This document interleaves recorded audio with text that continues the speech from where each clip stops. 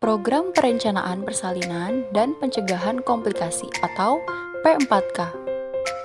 Tahukah Ibu bagaimana angka kematian ibu dan bayi di Indonesia?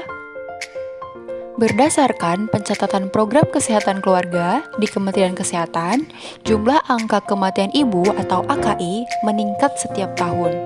Sebagian besar kematian ibu disebabkan karena perdarahan dan hipertensi dalam kehamilan.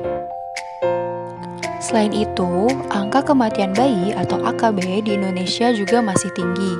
Penyebab terbanyak AKB yaitu berat badan lahir rendah atau BBLR dan asfiksia atau kondisi ketika kadar oksigen dalam tubuh berkurang, sehingga menyebabkan bayi sulit bernafas. Karena angka kematian ibu dan angka kematian bayi masih tinggi, selain itu juga ada beberapa penyebab yang menyertainya, maka dilakukan upaya untuk mempercepat penurunannya, yaitu dengan strategi pertama, persalinan harus ditolong oleh tenaga kesehatan yang berkompeten di fasilitas kesehatan. Jadi, mulai dari sekarang, ibu dan keluarga harus sudah mempersiapkan rencana untuk persalinan nanti, mau di klinik, puskesmas, atau di rumah sakit.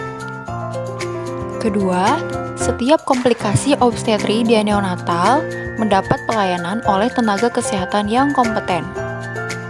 Ketiga, setiap wanita usia subur mempunyai akses terhadap pencegahan kehamilan yang tidak diinginkan. Untuk mewujudkan strategi tadi, maka dilaksanakan P4K atau Program Perencanaan Persalinan dan Pencegahan Komplikasi. Kenapa ibu dan keluarga harus melaksanakan P4K? Karena setiap kehamilan dan persalinan itu harus direncanakan dengan baik, agar komplikasi atau penyulit pada masa kehamilan, persalinan, maupun nifas dapat tertangani dengan tepat dan cepat. Apa saja sih bentuk kegiatan P4K? Kegiatan P4K itu mencakup mendata semua ibu hamil, antenatal care, menempelkan stiker P4K di rumah ibu hamil, menandatangani amanat persalinan yang ada di buku KIA. P4K ini memerlukan alat bantu stiker.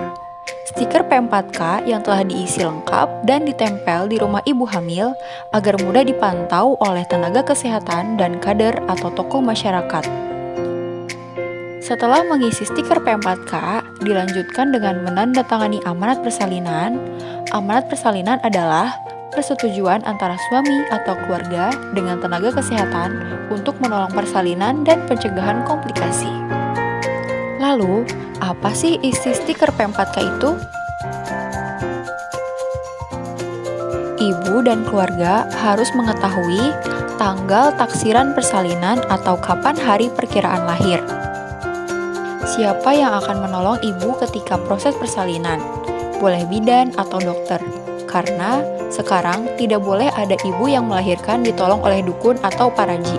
Namun, dukun atau paraji boleh mendampingi ibu ketika melahirkan dan masa nifas.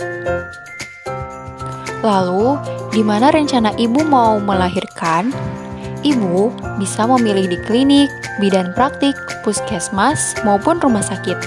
Tidak boleh lagi ada yang melahirkan di rumah ya Bu, karena takut nanti di saat terjadi kondisi gawat tidak dapat tertangani dengan cepat karena keterbatasan alat yang tersedia. Selanjutnya, ibu mempunyai hak untuk memilih siapa yang akan menjadi pendamping saat ibu melahirkan nanti, yang tentunya bisa memberikan support dan membuat ibu tenang pada saat proses persalinan. Kendaraan atau transportasi yang akan digunakan. Mulai dari sekarang, ibu dan keluarga harus sudah mempersiapkan kendaraan yang nantinya akan mengantar ibu ketika akan berangkat ke tempat ibu melahirkan atau ke tempat rujukan, sehingga ibu dapat cepat dan mudah mendapatkan pelayanan di fasilitas kesehatan.